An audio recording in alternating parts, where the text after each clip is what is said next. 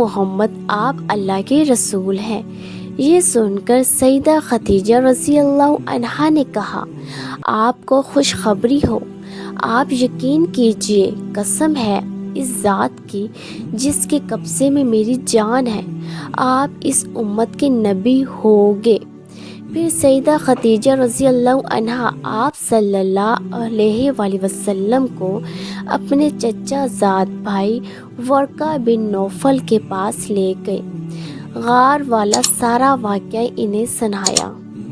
ورقہ بن نوفل پرانی کتابوں کے عالم تھے۔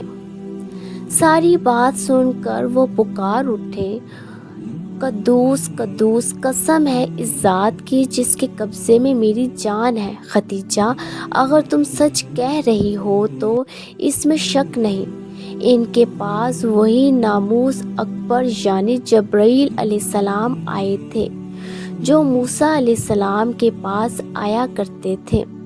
محمد اس امت کے نبی ہیں، یہ اس بات پر یقین کر لے۔ قدوس کا مطلب ہے وہ ذات جو ہر عیب سے پاک ہو۔ یہ لفظ تعجب کے وقت بولا جاتا ہے، جیسے ہم کہہ دیتے ہیں اللہ اللہ۔ ورقہ بن نوفل کو جبرائیل کا نام سن کر حیرت اس لیے ہوئی تھی کہ عرب کے دوسرے شہروں میں لوگوں نے یہ نام سنا بھی نہیں تھا۔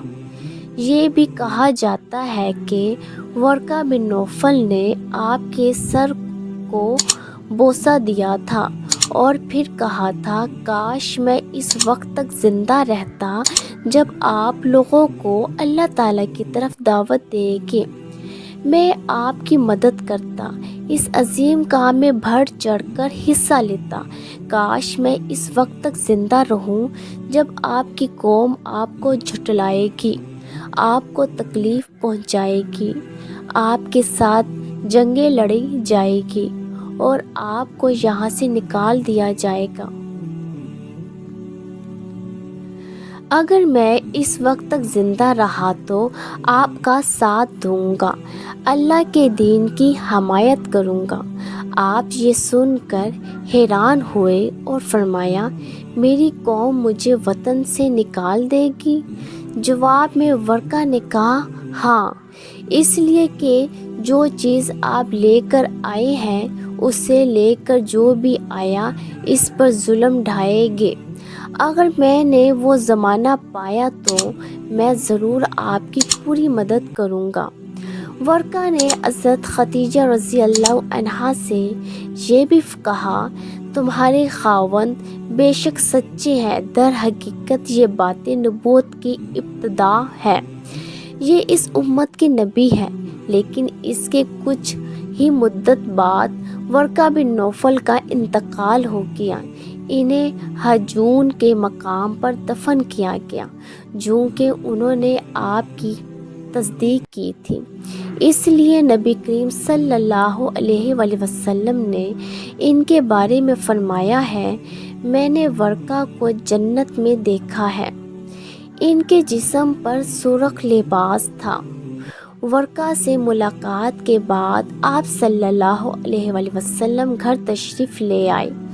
اس کے بعد ایک مدت تک جبرائیل علیہ السلام آپ کے سامنے نہیں آئے۔ درمیان میں جو وقفہ ڈالا گیا، اس میں اللہ تعالیٰ کی یہ حکمت تھی کہ آپ کے مبارک دل پر جبرائیل علیہ السلام کو دیکھ کر جو خوف پیدا ہو گیا تھا، اس کا اثر زائل ہو جائے اور ان کے نہ آنے کی وجہ سے آپ کے دل میں وحی کا شوق پیدا ہو جائے۔ چنانچہ ایسا ہی ہوا۔ آخر دوبارہ وحی ہوئی۔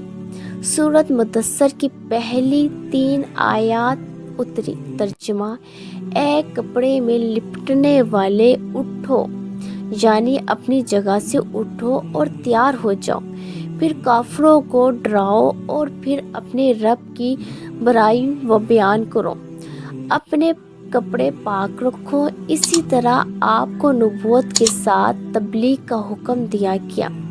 ابن اسحاق لکھتے ہیں، سیدہ خدیجہ رضی اللہ عنہا پہلی خاتون ہے جو اللہ اور اس کے رسول پر ایمان لائی اور اللہ کی طرف سے جو کچھ ان حضرت لے کر آئے اس کی تصدیق کی۔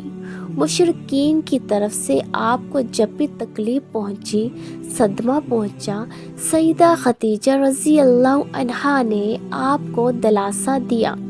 سیدہ خدیجہ رضی اللہ عنہا کے بعد دوسرے آدمی حضرت ابو بکر رضی اللہ عنہ ہیں، جو آپ کے پرانے دوست تھے۔ انہوں نے آپ کی زبان سے نبوت ملنے کا ذکر سنتے ہی فوراً آپ کی تصدیق کی اور ایمان لے آئے۔ بچوں میں سیدنا علی رضی اللہ عنہ ہے، جو آپ پر پہلے ایمان لائے، اور ان کے ایمان لانے کا موقع کچھ اس طرح ہے۔ ایک دن آپ حضور نبی کریم صلی اللہ علیہ وآلہ وسلم کے پاس تشریف لائے۔ اس وقت سیدہ خدیجہ رضی اللہ عنہا بھی آپ کے ساتھ تھی اور آپ کے ان کے ساتھ چھپ کر نماز پڑھ رہے تھے۔ انہوں نے یہ نئی بات دیکھ کر پوچھا، یہ آپ کیا کر رہے ہیں؟ نبی کریم صلی اللہ علیہ وآلہ وسلم نے ارشاد فرمایا، یہ وہ دین ہے جس کو اللہ تعالیٰ اپنے لیے پسند فرمایا ہے، اور اس کے لیے اللہ تعالیٰ نے اپنے پیغمبر بھیجے ہیں۔ میں تمہیں بھی اس اللہ کی طرف بلاتا ہوں، لات اور عزی کی عبادت سے روکتا ہوں۔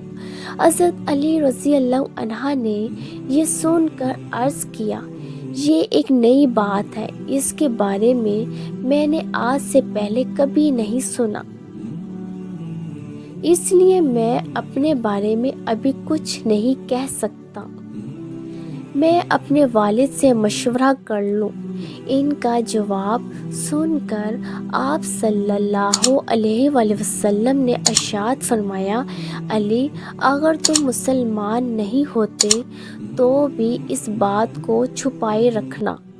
انہوں نے وعدہ کیا اور اس کا ذکر کسی سے نہ کیا۔ رات بھر سوچتے رہے، آخر اللہ تعالیٰ نے انہیں ہدایت عطا فرمائی۔ سویرے آپ کی خدمت میں حاضر ہوئے اور مسلمان ہو گئے۔ علماء نے لکھا ہے، اس وقت حضرت علی رضی اللہ عنہ کی عمر 8 سال کے قریب تھی۔ اس سے پہلے بھی انہوں نے کبھی بتوں کی عبادت نہیں کی تھی۔ وہ بچپن ہی سے نبی اکرم صلی اللہ علیہ وآلہ وسلم کے ساتھ رہتے تھے۔